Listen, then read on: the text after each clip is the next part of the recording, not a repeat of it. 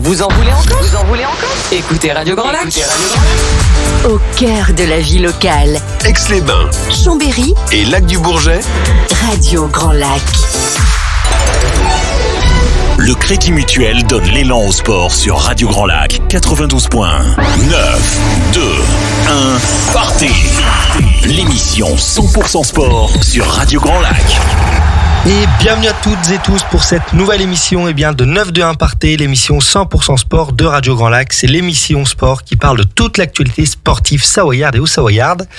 Et je suis très heureux de tous vous retrouver pour cette nouvelle émission ce soir où mes co-animateurs vont pas tarder. En tout cas, un chouette programme comme toujours pour cette belle soirée. Une première partie où nous parlerons football avec le Chambéry Savoie Football. Une deuxième partie où nous mettrons en lumière un événement local qui arrive à grands pas.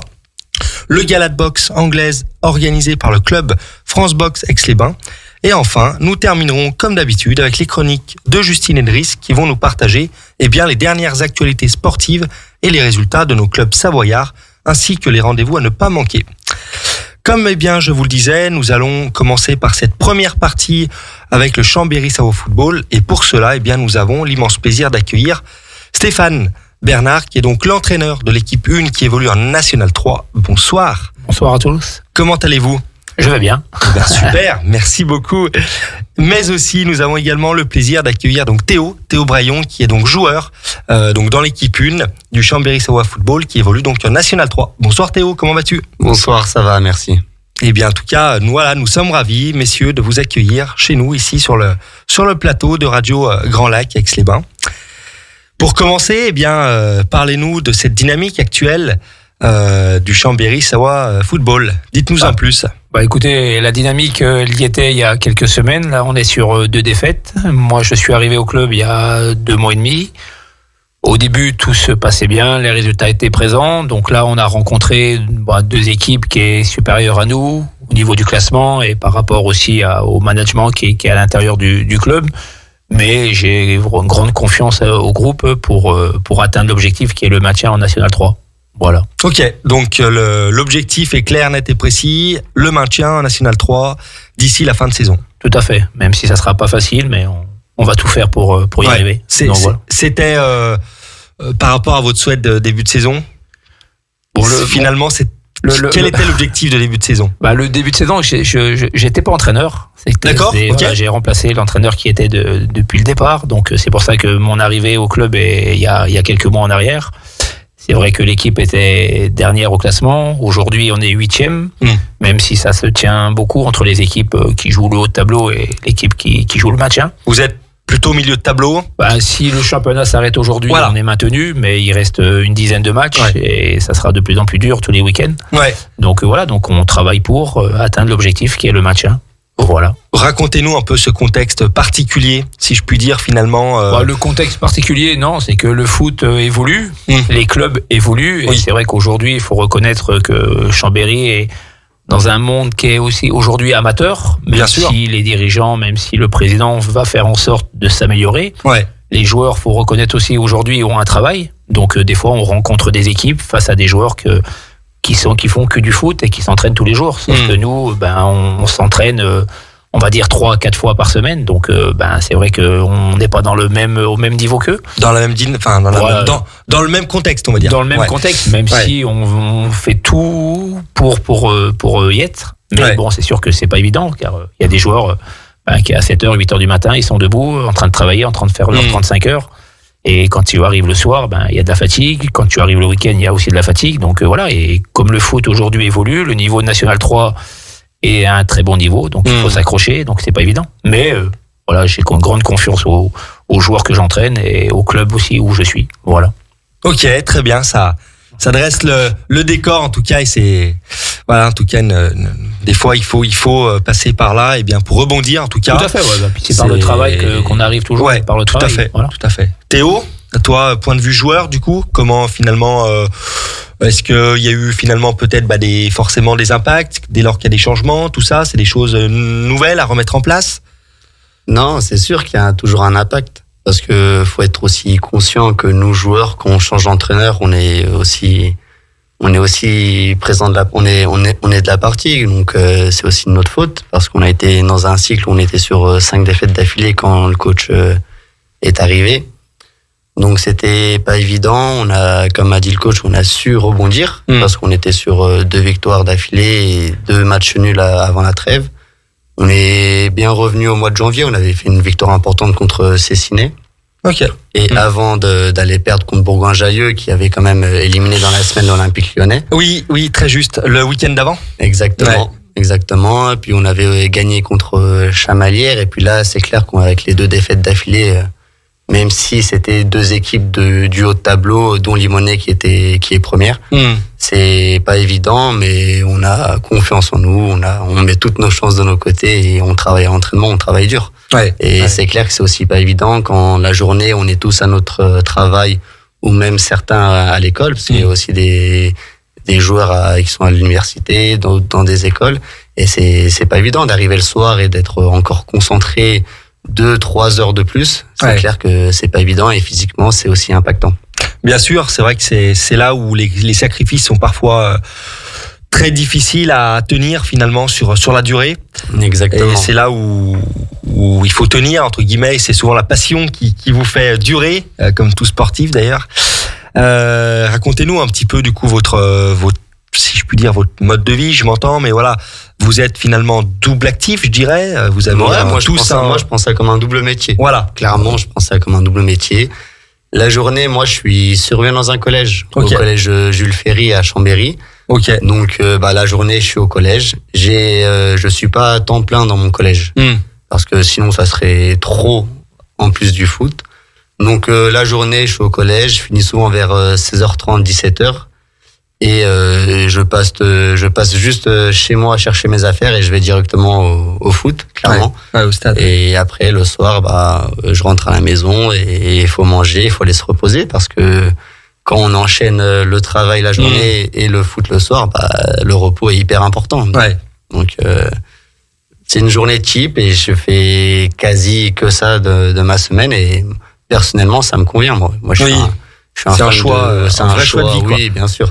Moi, je suis un fan de foot. J'ai grandi avec le foot et grâce au foot. Donc, je dédie tout à ça. On se souvient lors de ton passage il y a une petite année, tu étais venu sur notre plateau et on se souvient de ton chouette parcours.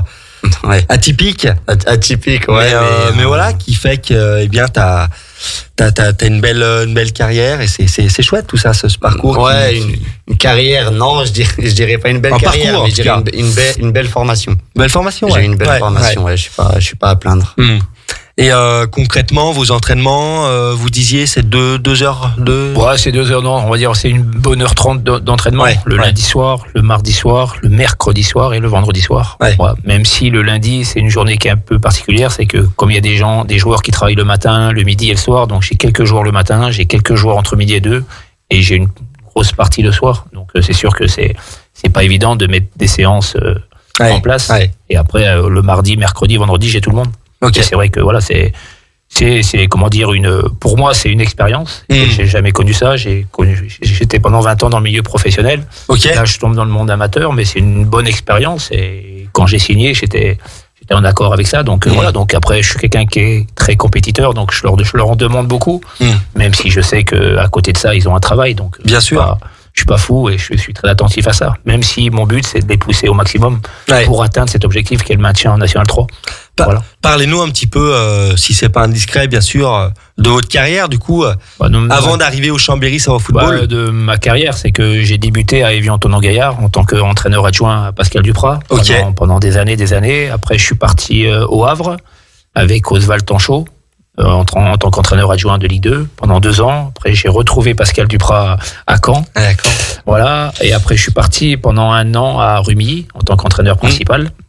Et après, je suis parti à Dijon avec Pascal Duprat. Et voilà. Puis après, je suis resté pendant 1 an au chômage. J'avais donné mon accord à Pascal que je restais son adjoint. Et pendant 1 an, on n'a pas eu la chance de retrouver. Et j'ai eu l'occasion et le privilège d'avoir Chambéry et j'ai sauté dessus car le foot pour moi, comme Théo l'a dit, c'est tout. Ça fait depuis l'âge de 5 ans que je suis dans le foot.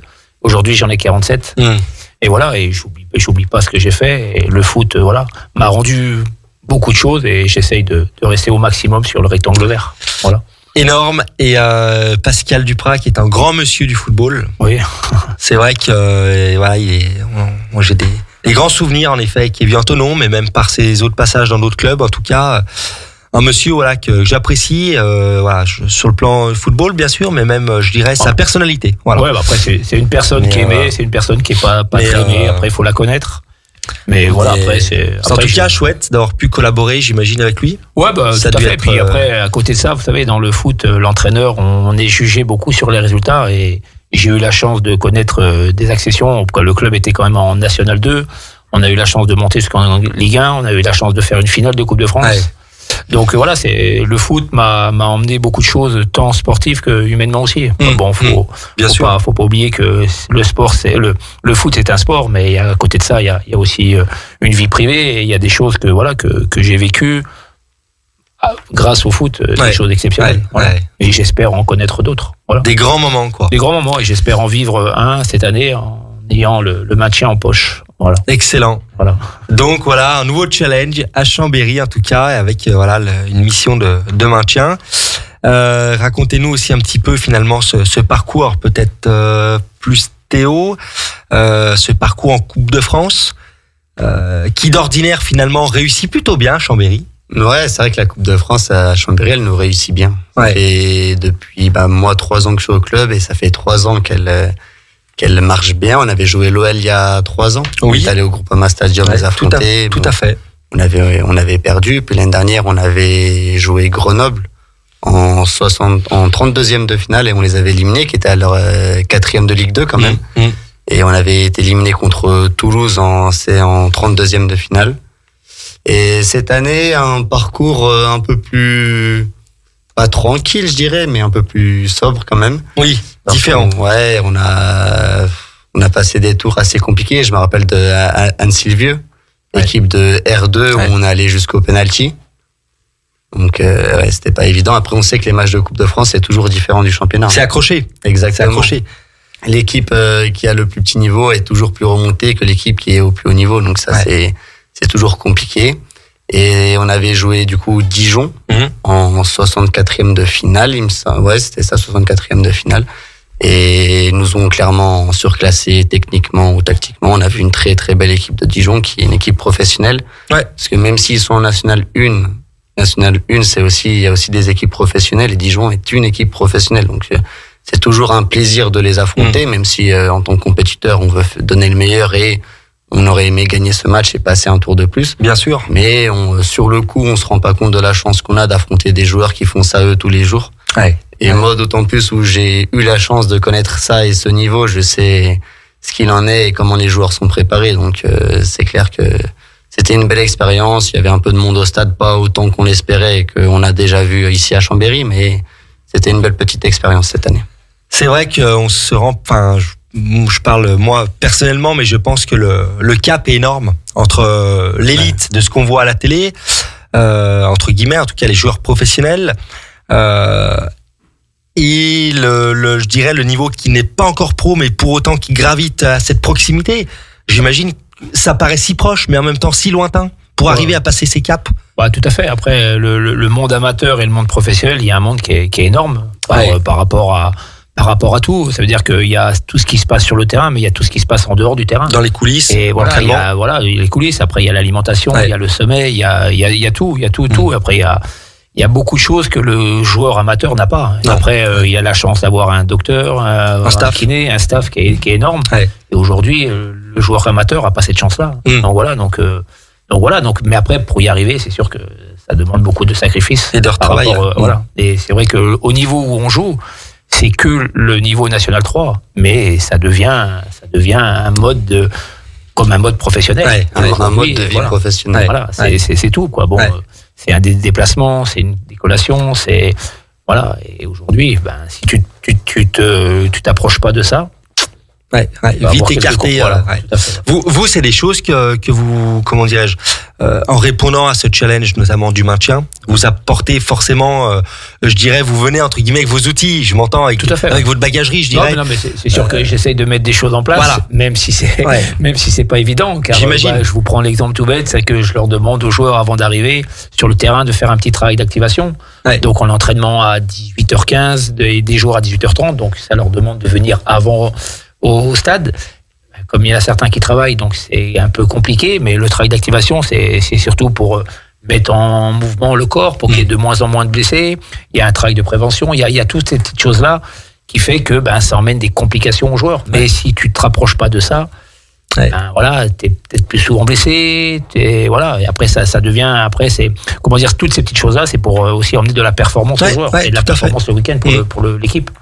Voilà, donc après il y a d'autres choses aussi, c'est de manger avant les matchs, c'est prendre une petite collation avant un match aussi quand on joue à 18h. Voilà, c'est plein de petites choses qui fait que ça demande des réglages, pour être prêt au combat entre guillemets, mais en tout cas pour être prêt pendant le temps du match. On essaie de tirer le maximum du joueur. Ouais, excellent. Vous concrètement, vous avez eu la chance. Il y a Théo, peut-être pas encore. Vous êtes peut-être pas encore allé au grand stade, au Chambéry-Savoie Stadium. Si.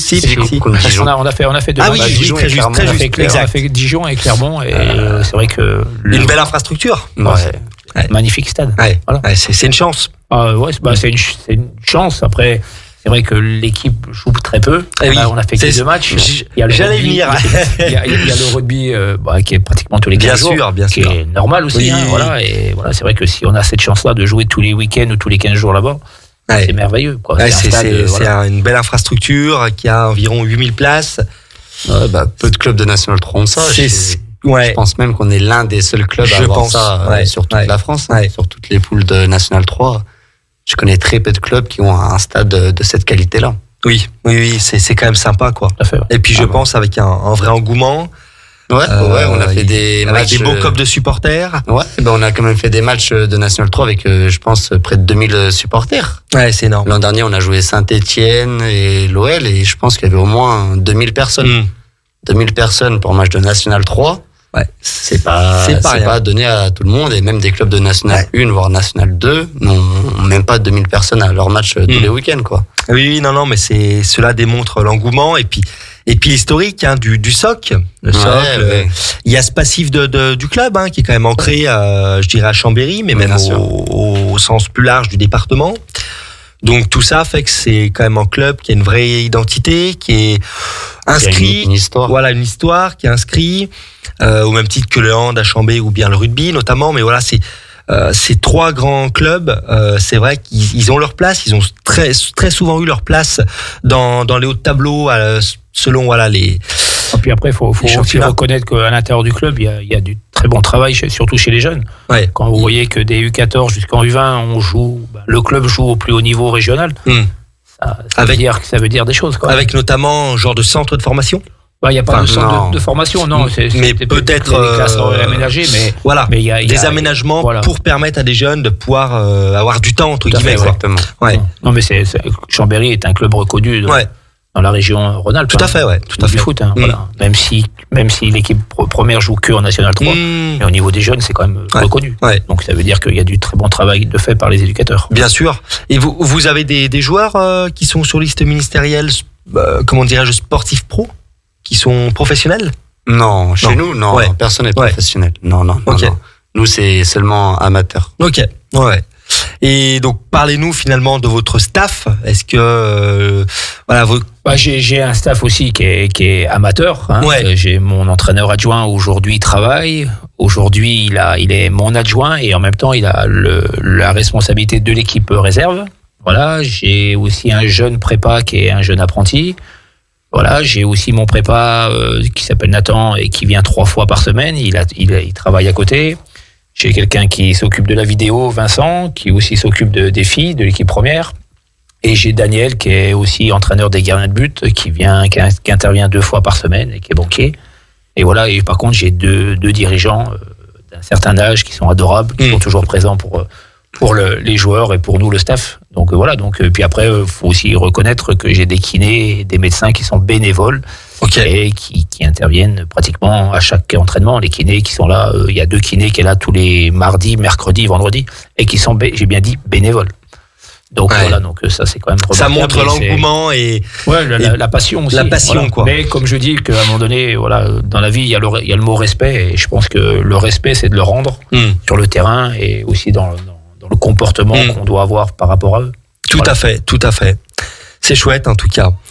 Votre prochain match, le samedi 22 février, si je dis pas de bêtises, à l'extérieur, face à Lyon-la-Duchère, qui est actuellement top 5. Ouais, c'est ça, ils sont 4e, il me semble. Il me semble aussi. Ouais, c'est l'une des tops du championnat avec Limonest, Bourgoin, Mâcon, Lyon-la-Duchère. Donc voilà, on s'attend aussi encore à un match très difficile, surtout chez eux, où ils n'ont qu'une défaite contre la réserve de l'Olympique Lyonnais. Donc voilà, donc on s'attend à souffrir. Mais comme je dis aussi aux joueurs, ça veut dire que si on veut réussir à atteindre cet objectif-là, il faudra à un moment donné prendre des points face au Cador du championnat. Tout à fait, voilà. tout à fait. Mais bon, voilà, après maintenant... Et créer l'exploit, quoi. Non, l'exploit. Je dirais peut-être pas l'exploit, ça sera un manque de respect pour les joueurs, mais en tout cas, voilà, on sait ce qui nous attend, mais voilà, il faudra être performant. Prendre les points. Tout à fait. Voilà. Mais c'est génial, non, mais c'est bien, puis c'est des matchs aussi intenses où mentalement, faut aussi être prêt, physiquement. Et être concentré du début jusqu'à la fin. Et voilà, donc c'est chouette, Non, c'est cool de jouer des matchs comme ça. Et à terme, quel serait finalement, alors plutôt avec un aspect visionnaire, mais l'objectif du Chambéry-Savoie Football, est-ce que ça serait de monter? Alors là, pour cette fin de saison, pour votre équipe, c'est le maintien. C'est une question qu'il faudrait pas poser à nous, ça. Non, mais nous en tant mais à votre niveau, en tout cas. Moi, à mon niveau, sans prendre la parole des présidents, bien sûr. Déjà essayé de rassembler le groupe sur 4 séances en commun déjà. Ça a déjà un gros travail de fait. Et après, c'est aussi d'avoir quelques joueurs peut-être à plein temps au niveau du foot. Ça demande beaucoup de choses pour le club. Mais si j'écoute bien mon président, il est attentif à ça et il fera tout avec son comité de faire en sorte d'améliorer l'effectif ou le staff ou l'équipe première de Chambéry. Voilà quoi. Il sait très bien qu'aujourd'hui, rester à 3 séances d'entraînement et à rester dans ce mode-là, ça suffira pas. Oui, bien sûr. Mais j'en suis sûr que le président et ses membres feront en sorte de mieux gérer et d'apporter du mieux pour les joueurs.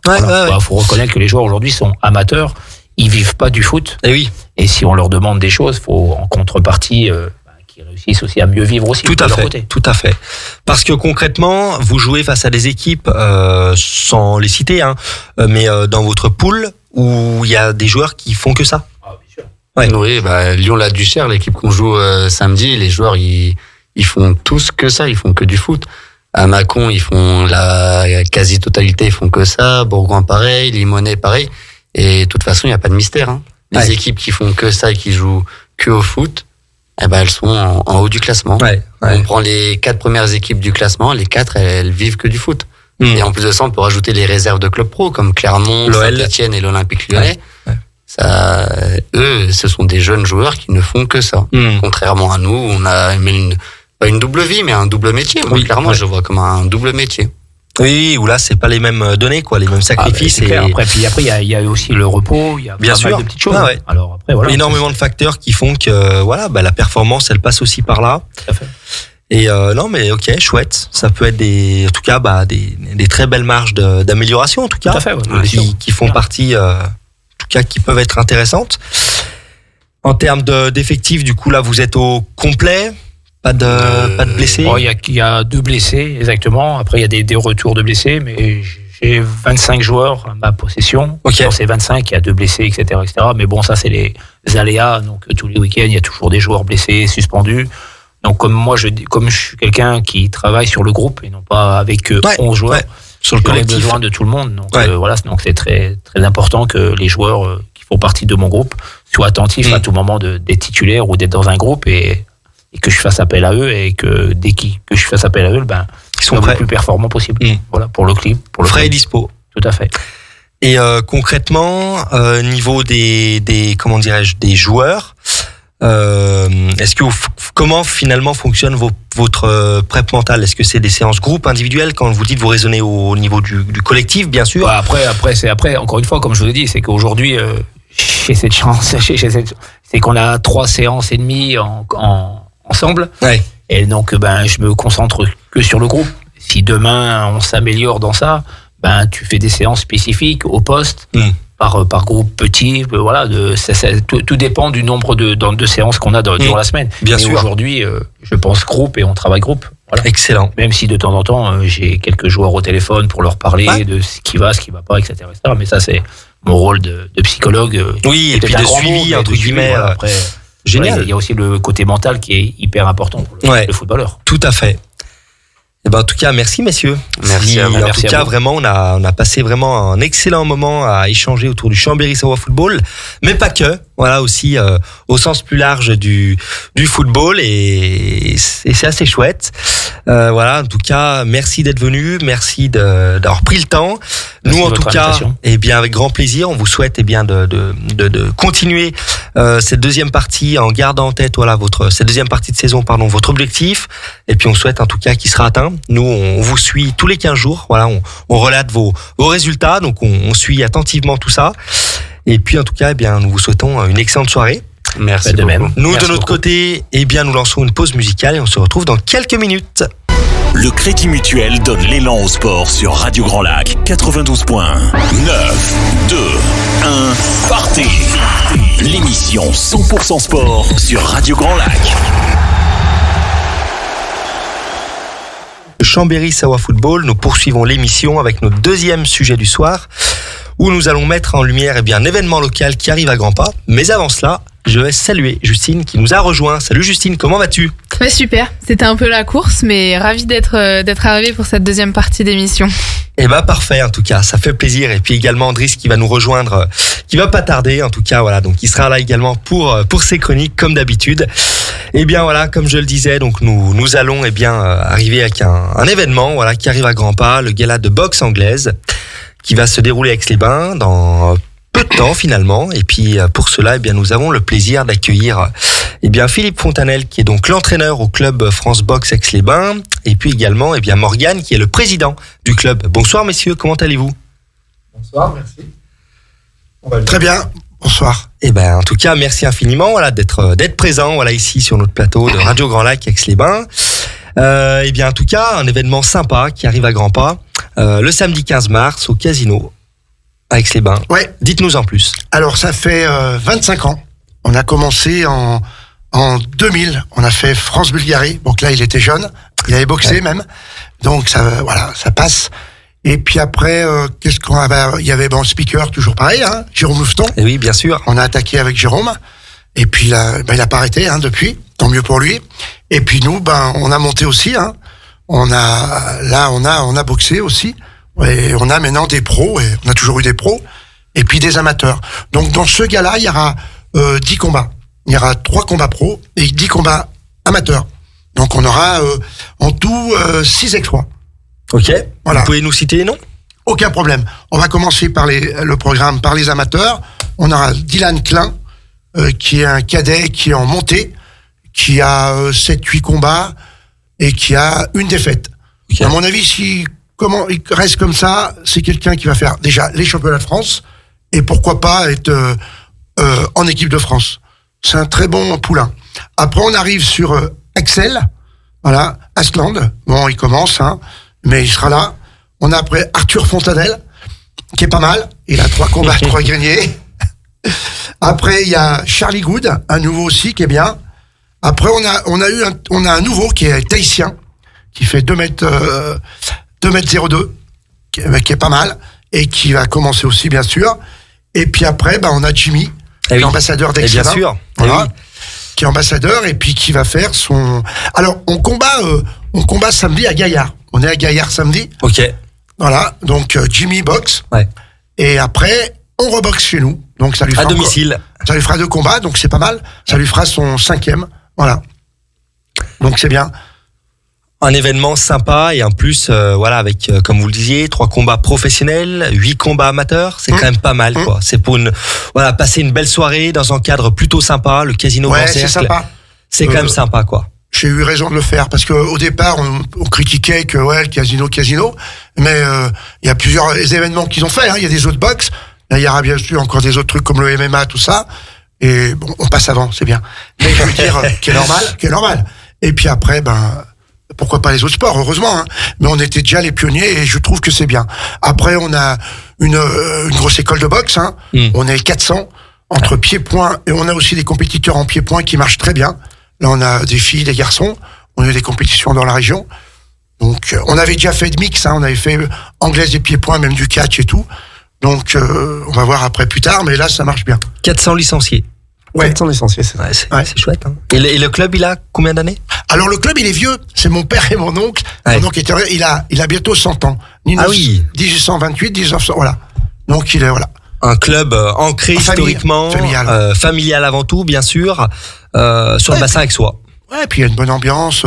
On fait plein de choses, hein. Samedi, le 1er mars, voilà, on est là au micro, hein. On fait les Joe, les tripes. Ah oui, dites-nous un petit peu cette action, voilà. On fait ça pour les enfants, ça fait longtemps qu'on fait ça. Donc, ça fait au moins, combien de temps, même 25, allez. Les Joe, ça fait une dizaine d'années. Ouais, 15 ans, allez, 15 ans. 15 ans. Parce que, voilà. Donc, ça va bien. On le fait au club. Avant, on le faisait un peu vers le marché, autour de ça. Ouais. Et puis, maintenant, on a une grande salle. Ah oui, ça facilite. On a un parking et tout. Donc, comme ça, le dojo. Et comme ça, on fait dedans. Et puis, c'est plus sympathique, quoi. C'est convivial. Un vrai tissu associatif pour les jeunes.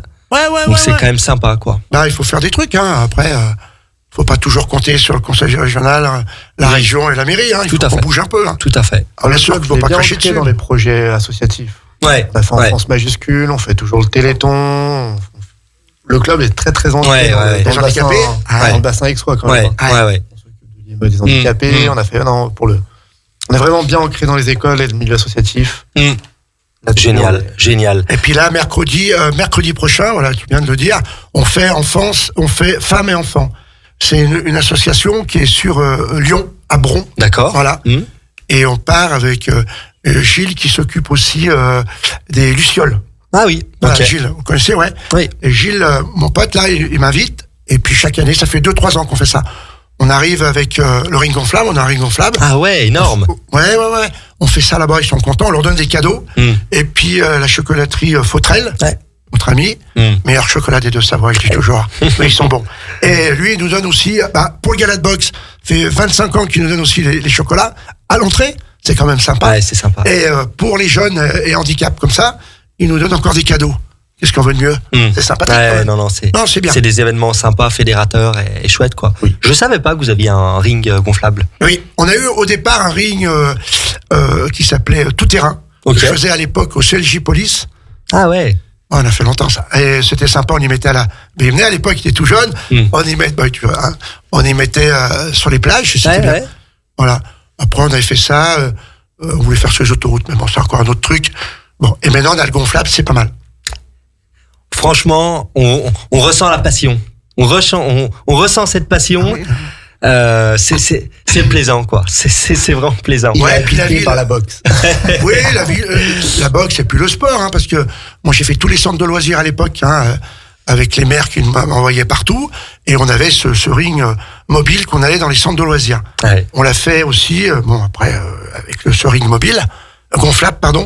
Ça marche très bien, et puis ça mène du monde. Bien sûr, et puis ça fait découvrir le sport. On a même fait les prisons. D'accord. Et donc Ah ouais. Ouais, 4 mois. Ouais, c'est pas mal. Bon. Il n'y a pas grand-chose qu'on n'a pas fait. Ouais. Ah oui, vraiment, vous avez déployé les vraiment aveugles, les sourds et muets, j'ai tout fait cogner. Ouais. Vraiment, tant mieux. Parce que, mais c'est génial. On est les pionniers là-dedans. Voilà, c'est vraiment le sport accessible à tous, quoi. Génial. Exactement. C'est génial, quoi. On fait aussi à la portée de tous, je dirais. On fait aussi pour les femmes, comme c'est la sécurité, en self-défense. Ouais. Voilà, non, c'est bien. On fait des stages l'été. Avec André Jacquin, qui est 8e dan, 7e dan, bref. Ça fait 30 ans qu'on fait ça ensemble. Lui, il a la Cognin, il vient avec moi faire des stages. C'est bien. Ouais. Voilà. Donc vous êtes l'entraîneur principal. Après, on a plusieurs entraîneurs. Hein. Voilà. Ouais. Comme il vient lui. Il y a Patrick Millon qui m'aide. Et ça, voilà, on a Je lui dis en pied-point aussi, Emilien, Yon, ah oui, bah, tout seul on peut rien faire. Bien sûr. C'est comme vous, il faut une équipe. Bien sûr, il faut une équipe. Mais il faut l'apprendre bien. Tout à fait. Il faut bien prendre des gens. Il faut bien composer. Hein, tout à fait. Et surtout loyal. Bien sûr, toujours. Et avec bienveillance et bon sens. Le programme donc de cette soirée, vous nous l'aviez dit, il y a des inscriptions requises en amont, si je dis pas de bêtises, pour assister donc au gala. Voilà. Oui. Alors il nous appelle, hein, il m'appelle au club. D'accord. Et puis en avant, voilà. Inscription donc voilà par téléphone. Oui. Voilà. Et puis après on fait beaucoup avec les commerçants. Okay. On fait un journal, l'Hebdo des Savoies, on met leur pub. Et puis on fait un livret avec la mairie. Et puis ils ont des places offertes, donc du coup, il y a déjà une belle réservation en amont. Ouais. Oui, et puis on offre beaucoup aussi. Hein. Pour se rendre compte, ça fait une soirée devant un public de combien de personnes environ? Ça dépend. Environ. Ouais, mais faut pas confondre payant et pas payant. Tu vois ce que je veux dire? Non. Parce qu'on offre beaucoup. Bien sûr. Non. C'est pas le ratio que je veux dire. Non, mais on arrive. C'est simplement, un beau public. Qu'est-ce que je veux dire? C'est que c'est une belle soirée avec un public. Remplit, ça fait 800 et quelques. Voilà, ouais. Bien sûr. On a vraiment du mal à quantifier, mais la salle est blindée. Voilà. Chaque année, on dit, mais il faut qu'on rajoute un rang. Une belle ambiance, quoi. Il y a ceux du club. On fait venir des handicaps. Situation handicap. Ah oui, c'est sympa. Ouais. On fait venir. Un jour, le casino sera trop petit. et donc, voilà, et bien vous le disiez, c'est aussi l'occasion de voir notre athlète et ambassadeur ex-soi, Jimmy, qui sera là, donc présent. Ouais. Donc c'est aussi pour lui une vraie plus-value. Boxer à domicile. Ouais. Puis après, on a encore devant son public. Oui. Ben, il a l'habitude. Puis après, on part un peu partout, quoi. Hein. Pour lui, c'est une vraie plus-value, mais à la fois un autre stress aussi. C'est pas faux. Quand on boxe à la maison, il y a une grosse plus-value, mais il y a une part aussi de stress qui est haute encore, donc c'est pas toujours plus évident. Mais le gros avantage, c'est il est devant son public, tous les ex-sois seront là, et bien d'autres encore, donc... Génial. On a tout quand même nos amateurs, donc il y a un peu tant mieux. Non, mais c'est bien, c'est une vraie découverte du club, mais aussi la mise en avant du sport, je dirais, par lui-même avant tout, pour peut-être initier des futurs boxeurs. On a une grosse école. Petits et grands, voilà. Alors ça c'est bien, on a une grosse école de boxe parce que ça marche, hein, on a une soixantaine de jeunes le mercredi, ça commence à être petit. Ouais. Et bon. À partir de quel âge? Nous on les prend à partir de 7 ans. Ok. 6-7. Après, quand c'est trop petit, je les mets au judo. Pascal, non mais après trop petit, c'est quand même. Avec Pascal Scanavino. Oui. Ouais, on travaille bien. On salue également, ok, ouais. Sympa. Et puis après, heureusement. Et puis après, on a une bonne école. Après, on va essayer de voir après plus tard le MMA. Ouais. Voilà, parce qu'on a 2 rings. On pourrait mettre un autre ring. Puis moi, je suis diplômé d'MMA. D'accord. Oui. Je suis seul dans la région apparemment. Hein. Quand on regarde un peu en tape, France Boxe Aix-les-Bains, un vrai diplôme. Hein, bien sûr. Que j'ai cherché là où je sais pas où. Et après, parce que moi je sors aussi du judo, je fais le karaté, je suis prof de karaté aussi, voilà. Donc on a une bonne école. Puis après on aura la salle, on verra bien. On prend des profs, hein, si ça va pas. Bien sûr. Que le MMA, c'est quoi? C'est les poings, les pieds et puis le sol. Ouais. Bon, après. Et vous, vos objectifs à terme de votre structure associative, quels seraient finalement? Moi, pour dire la structure, à terme, ça serait d'évoluer. Il faudrait qu'on ait plus de place, qu'il y ait vraiment à Aix-les-Bains, qu'il y ait un dojo, vraiment un dojo à ce juste titre. Ouais. Voilà, parce que là, la salle est très très bien, hein, mais nous, on est victimes du succès. Bien sûr. Il nous manque de la place, cruellement de la place. Et c'est vrai que si on aurait un dojo sous le bassin aixois, je pense qu'il serait pas de trop. Parce que, mine de rien, les sports de combat génèrent presque plus que 1000 licenciés. Donc c'est quand même pas rien. C'est énorme. Entre le judo, le taekwondo, l'aïkido. Ça démontre l'engouement, quoi. Ça démontre l'engouement. Et si on veut un moment, c'est comme structure. Si on veut progresser, il faut qu'on développe. Tout à fait. Et si on aurait une salle plus grande pour pouvoir mettre la cage, pour pouvoir dans ces cas-là prendre un prof sur le jiu-jitsu, voilà. Donc c'est plutôt ça à terme, vraiment développer. Voilà. Nous on est quand même les pionniers de la boxe anglaise, donc on va rester quand même sur notre base, hein. Mais développer en partie à côté une partie du MMA, je pense que ça sera notre objectif. Surtout que parce que c'est un sport qui a vraiment un engouement. Voilà. Dans quelques années, c'est dommage que les footeux sont partis avant, mais je pense que le MMA sera vraiment en compétition avec le foot, vraiment. Parce qu'aujourd'hui, c'est une partie qui prend beaucoup. Même ceux qui s'intéressent pas à qui fédèrent, fédèrent. Tout le monde connaît bien le célèbre combat de Cédric Doumbé. C'est vrai. Voilà. C'est vrai. Et ça, c'est un sport vraiment on en reparlera dans 10 ans il aura vraiment expansé. Et puis c'est plaisant, regardez. C'est vrai, c'est plaisant. C'est vrai, hein, très juste. Ouais. Ouais, puis il faut pour tout le monde. Que si on a 2 rings, là on a 2 rings. Déjà, c'est déjà pas mal. Hein. Pas toujours. Voilà, on a 2 rings, mais on a fait tout nous. Hein. Donc 2 rings, on met une cage. Après, il n'y a pas de problème. Puis c'est mieux que ce soit nous qu'il y a quelqu'un qui arrive par là qui voilà, je vais mettre. Non, on a déjà les diplômes, on a la structure. Donc après, comme on dit, il faut l'agrandir. Ça va se faire. Ça va se faire. Non, mais pas de raison. On va avoir un chrono, hein, avec le maire. Mais bon, il est bien pour. Après, on va attendre un petit peu. À qui on passe le bonjour, bien sûr. Voilà, nous saluons également Renaud Beretti, en effet. C'est mon patron, le maire donc de la ville d'Aix. Non, mais voilà, en tout cas, merci en tout cas, messieurs. Un dernier mot peut-être, non, pour nos auditeurs de Radio Grand Lac. Allez, vive la boxe. On attend beaucoup de monde au gala de boxe. Oui, en tout cas, on vous le souhaite. Le 15. Tout à fait, Parfait. Voilà, les places, on a tout. À vous. Le rendez-vous est pris, voilà, en tout cas. Vous pouvez le dire. Avec grand plaisir. Et la pub sur vous. Avec grand plaisir, l'affiche est juste là derrière. Voilà. Avec grand plaisir en tout cas pour découvrir un chouette gala en tout cas à la maison comme on pourrait dire, à domicile. Et puis là on va encourager samedi Jimmy qui boxe. Voilà. On lui souhaite également davantage un bon combat en tout cas. Et puis après on a plein de trucs à l'avenir en avril, en mai, après on va partir en Corse, on part en Allemagne donc pour lui donc il y aura des combats. Bien sûr. Ouais. Bon essayer de le faire combattre une fois par mois, c'est bien. Bien. Et au boulot. En tout cas, ça promet quoi. Exactement. Ça promet une belle saison en tout cas. En tout cas, merci messieurs d'être venus. Un grand merci à vous. Le rendez-vous est déjà pris. Voilà, Parfait. Le 15 mars, gala boxe anglaise au Casino Grand Cercle à Aix-les-Bains.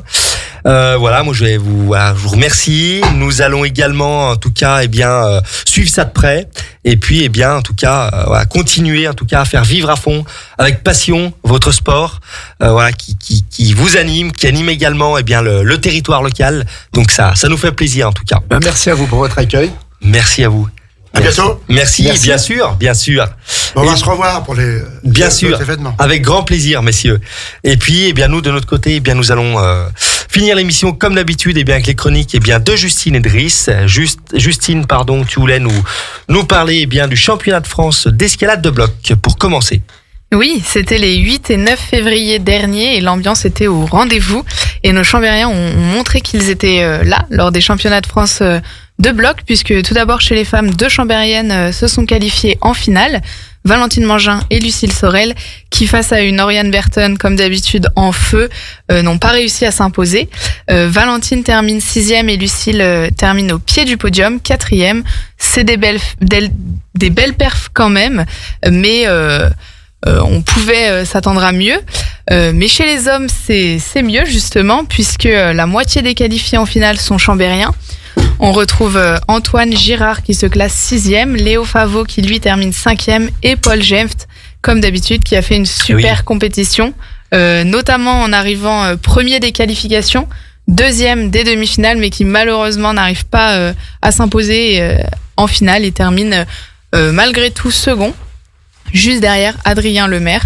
Donc encore une très belle compétition pour nos chambériens qui montrent quand même leur présence au niveau national. Ça fait plaisir, franchement. Excellent, en tout cas. Une page biathlon également. Mais oui, quelle compétition incroyable on est en train de vivre en ce moment avec les mondiaux. Ouais, les Français. Du côté de Lenzerheide, tout à fait. C'est ça, les Français brillent et montrent encore une fois leur présence. Ils s'imposent d'abord au relais mix, où ils obtiennent l'or devant la République tchèque et l'Allemagne, grâce à nos Savoyards Julia Simon, Lou Jean Monod et Éric Perrault, mais aussi grâce au Grenoblois Émilien Jacquelin. Et puis ils n'ont pas fini de s'imposer, puisque Justine Brezas-Bouchef fait également un sprint incroyable et obtient une belle médaille d'or méritée. Et elle enchaîne avec une médaille de bronze sur la poursuite 2 jours après sa médaille d'or. Et puis rien ne l'arrête pendant ces mondiaux. Franchement, les Savoyards font une compétition incroyable. Éric Perrault, lui aussi, montre qu'il est là, puisque pendant la poursuite masculine, il obtient une médaille de bronze le jour même et une médaille d'or sur le 20 km. Et c'est pas fini, puisque lors du 15 km féminin, 2 médailles sont savoyardes. Lou Jean Monod obtient la médaille de bronze et Julia Simon s'impose en 41 minutes et 27 secondes. Et aujourd'hui, lors du relais simple, Julia Simon et Quentin Fillon-Maillet nous offrent une nouvelle médaille d'or devant la Norvège et l'Allemagne. Donc pour l'instant, ça fait 10 médailles françaises pour seulement 8 épreuves. Et il reste encore 4 épreuves pour que les Français s'imposent encore plus et continuent de nous faire rêver comme ils le font pour l'instant. Donc à suivre dans les prochains jours. Ça promet en tout cas des mondiaux qui sont plus que bien partis du côté de la Suisse à Lenzerheide. Et le compteur des médailles en tout cas qui est prometteur en tout cas pour nos Français et Françaises. Et également tu voulais nous parler du trail de la Fée Blanche. Oui, les inscriptions sont d'ores et déjà closes, donc on espère que nos auditeurs sportifs de Radio Grand Lac sont déjà inscrits pour le trail de la Fée Blanche qui aura lieu samedi, donc le 22 aux Aillons, Margeria. Donc c'est un trail dans la neige de 10 km avec 250 mètres de dénivelé positif. Départ au niveau du site nordique, donc à la station des Aillons Margeria. Ouais. Et arriver sous une haie de flambeaux, ça promet. Et si vous n'avez pas pu vous inscrire, pas de panique. Vous pouvez toujours venir et profiter de la bonne ambiance sur place et surtout encourager les coureurs pour leur donner de la force pour cette 15e édition. Excellent, merci Justine pour cette excellente chronique, comme d'habitude, qui met en avant la dynamique événementielle sportive de notre territoire. Driss, salut à toi. Salut. Nous sommes heureux de te retrouver parmi nous et puis comme à ton habitude, tu vas nous faire un bilan, notamment avec une page foot pour commencer et le FC Annecy. Exactement, on s'était quitté avec une défaite très étonnante face à Amiens à l'extérieur. Où Annecy avait été affaibli par un rouge, mais là ils ont regoûté à la victoire enfin avec un calendrier plutôt favorable, même s'il y avait un match contre Laval à négocier, un candidat direct aussi pour la fin de saison et possiblement une place en barrage qui serait très intéressante pour Annecy. Oui. Mais ensuite un enchaînement avec Caen qui a enchaîné sa 10e défaite de suite en Ligue 2, donc la lanterne rouge de Ligue 2 qui est en très grande difficulté actuellement. Mais voilà, on prend pour Annecy quand un calendrier favorable, ça permet aussi de reprendre en main, de reprendre confiance, d'avoir un groupe qui a le sourire tout au long de la semaine et qui enchaîne les matchs de la meilleure des manières. Donc le prochain match sera contre Martigues, qui est avant-dernier aussi, donc un match plutôt prenable pour les hommes annéciens et on compte sur eux. Et ensuite, il y aura la réception de Paris FC. Donc on se rappelle du premier épisode à Charletti il y a quelques mois de ça. Où on avait eu un bon point pour Annecy, mais pas mal de polémiques au niveau de l'arbitrage. Oui. Donc Annecy a fait 2 grosses semaines pour moi, parce que c'était vraiment le moment de la saison où il fallait prendre le maximum de points et rester au contact, parce que devant ça carbure, je pense à Lorient, je pense au Paris FC. Donc très intéressant d'avoir accroché ce wagon. Il reste 5e, donc dernier qualifié pour les barrages avec 39 points, 1 d'avance sur Guingamp 6e et 3 de retard sur Dunkerque 4e. Très intéressant. On attend que Annecy démarre son sprint final de la meilleure des manières. Il reste une dizaine de matchs, donc il y a forcément des dynamiques qui vont changer, etc. Donc il faudra rester dans cette confiance-là et enchaîner pour cette place de barrage. On les a suivis tout au long de la saison. Moi, avec une saison pareille, une saison aussi bonne, je veux quand même qu'on y croit, qu'on ait cet objectif pour eux en tout cas. Ouais. Ça reste je pense le feu d'artifice d'une saison où il y a quelques mois on était dans l'inquiétude de savoir si Annecy allait jouer en Ligue 2 encore. Donc c'est vrai. Les voir potentiellement monter en Ligue 1, c'est exceptionnel.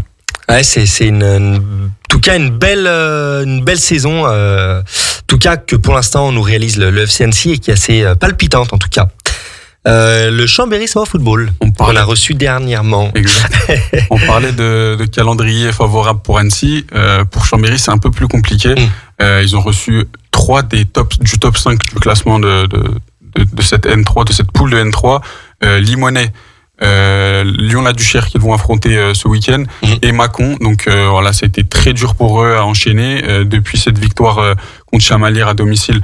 il y a plus de victoires et 2 défaites enchaînées sans marquer le moindre but. Donc c'est une période un peu compliquée qui va pas s'arrêter là parce que se déplacer à la Lyon-la-Duchère, comme l'a dit Théo Braillon, c'est très compliqué. C'est pas mal de joueurs dans leur effectif qui consacrent leur vie uniquement au foot.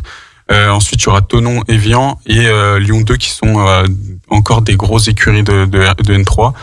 Donc ça va être une période assez compliquée pour Chambéry. Il va falloir faire le dos rond, essayer d'encaisser le mieux possible. Mais si on parle de maintien, il va falloir prendre des points. Et ça, c'est obligatoire. Il y a un moment donné, quoi. Et puis il faut retrouver aussi le chemin des filets parce que 2 matchs sans but, c'est aussi une perte de confiance dans le groupe. Ça fait 2 fois 90 minutes où ton équipe n'arrive pas à trouver la solution. On avait trouvé une équipe de Chambéry ces dernières années qui était aussi en grande réussite devant le but. On espère retrouver ça pour cette fin de saison. Pour le sprint final, il reste là aussi une dizaine de matchs très importants pour se maintenir. Avec quelques incertitudes, mais en tout cas on leur souhaite de retrouver cette locomotive et de surfer sur une belle dynamique, quoi. Il reste non relégable, donc 9e à égalité de points avec Saint-Etienne, la réserve. Donc il y a quand même de l'espoir. Leur classement et leurs points ne sont pas catastrophiques, mais il faut réagir à partir de maintenant. Ouais. Ok. Le Aix-les-Bains Football Club également. On va parler de cette reprise pour les hommes de Rafik Eslassi. L'aventure continue en Coupe Laura avec le déplacement à Vinicieux qui a été pas simple, mais il y avait la manière. Après la réaction de Rafik Eslassi en fin de match qui a dit que on avait dominé ce match sur l'intégralité. Malheureusement, on n'a pas su clore les débats avant les tirs au but. Et ils ont su aussi s'imposer au tir au but 5-4. Donc c'est aussi une force mentale qu'on leur trouve cette saison. C'est vrai qu'il y a eu pas mal de hauts et de bas, mais malheureusement ils n'ont pas su imposer aussi cette confiance en championnat avec la défaite 2-1 face à Saint-Genis-Laval. Là, Rafik Eslassi en fin de match parlait plus de une équipe un peu supérieure, surtout au niveau offensif avec pas mal d'individualité devant. Donc il fallait aussi prendre ce point, peut-être un nul qui aurait permis aussi de prolonger cette confiance pour les hommes de Rafik. Malheureusement, ça n'a pas été le cas et ça plonge un peu le club aixois. On sait que le maintien est primordial dans une saison où il y a eu des hauts et des bas comme je l'ai dit, mais surtout où il y a eu pas mal de bas les deux dernières saisons. Donc c'est bien de trouver un peu de stabilité et on espère qu'ils arriveront à trouver en tout cas ce regain et puis pourquoi pas aussi aller au bout pendant cette Coupe Laura qui est très importante, je pense, à leurs yeux. Tout à fait. Une page basket avec le ex-Maurienne Savoie Basket. On parlait du 6e homme pendant plusieurs semaines, avec notamment l'ex-Maurienne Savoie Basket qui avait eu déjà ce match à Roanne il y a quelques mois, où ils avaient su s'imposer avec la manière contre une grosse écurie de Pro B. Et là, ils ont réédité cette performance au Phare avec une victoire face à Antibes, qui est un peu moins bien positionné, mais il fallait le faire avec surtout un gros écart. Je crois qu'il y a plus de 10 points. Donc c'est une victoire référence qui met un peu fin à une mauvaise série, un peu le plus bas de la saison pour moi. Là où ils sont allés le plus bas et il faudra pas retomber dans ces travers-là. Donc une grosse perf au Phare, c'est toujours important. On espère qu'un jour ils auront une plus grande salle pour avoir une longue série à domicile. Mais ils se repositionnent en play-off, qualification directe. Donc c'est important aussi de ne pas faire un petit tournoi avant de commencer ces play-offs qui pourraient prendre un peu plus d'énergie, etc. Donc ils sont 6e en 14-10. Et on parlait aussi de calendrier favorable. Il l'est pour eux par contre, avec un déplacement à Évreux. Un adversaire qui est vraiment en difficulté en Pro B. Donc il faudra aussi continuer cette série qui a commencé au Phare. Excellent. Un point hockey sur glace avec les éléphants de Chambéry. Alors, défaite très étonnante de Chambéry face à un moins bon placé, c'était Neuilly-sur-Marne, 6-2. Très étonnante, en plus c'était à domicile à la patinoire de Chambéry. Là, pour le coup, le sprint est lancé depuis un petit moment pour les Chambériens parce que il reste seulement 4 matchs dans la saison régulière. Le prochain déplacement sera à Épinal, leader, donc ça va être pas simple. Pour l'instant 10e, mais il faudra aller au tournoi qualificatif sans doute parce que les places de qualification directe sont un peu plus loin.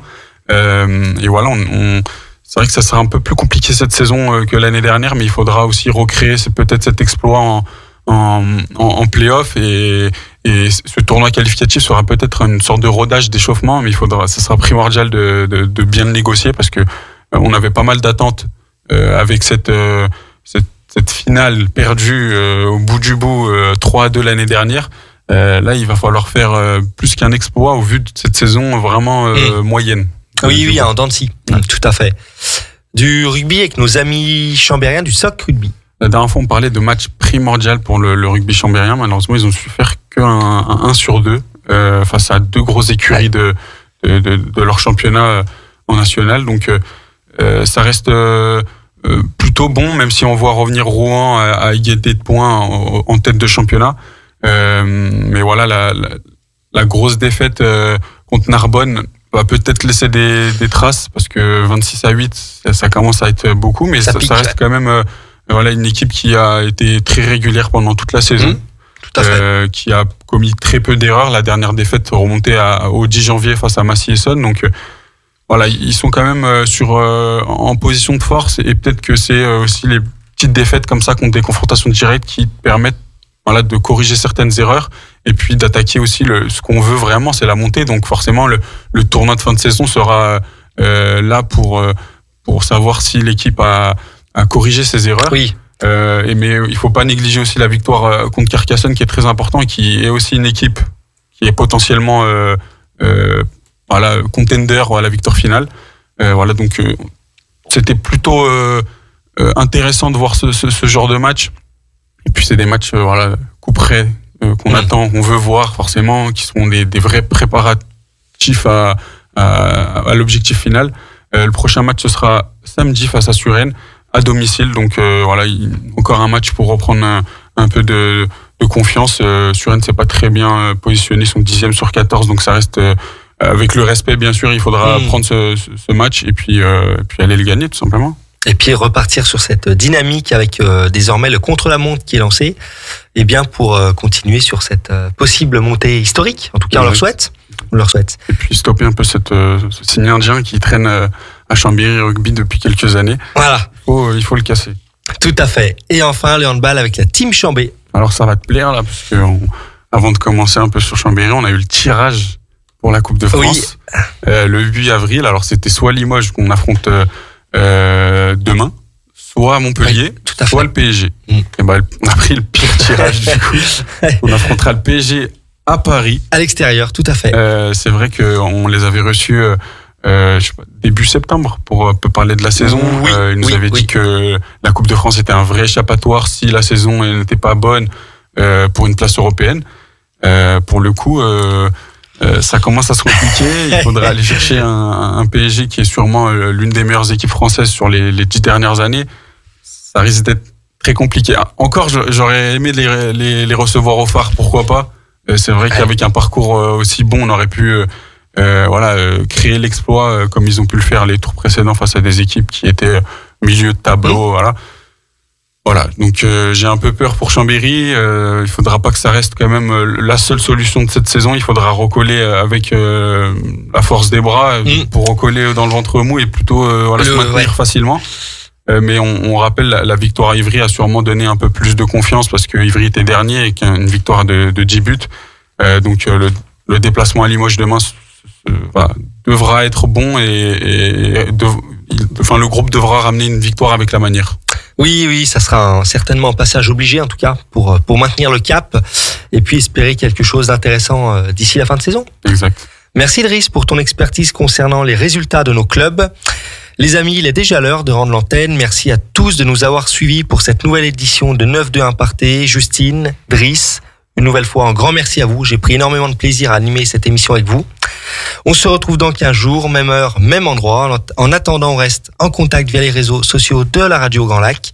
Nous vous souhaitons une très belle soirée et à très vite sur les antennes de Radio Grand Lac 92.1 FM. Radio Grand Lac. Votre radio.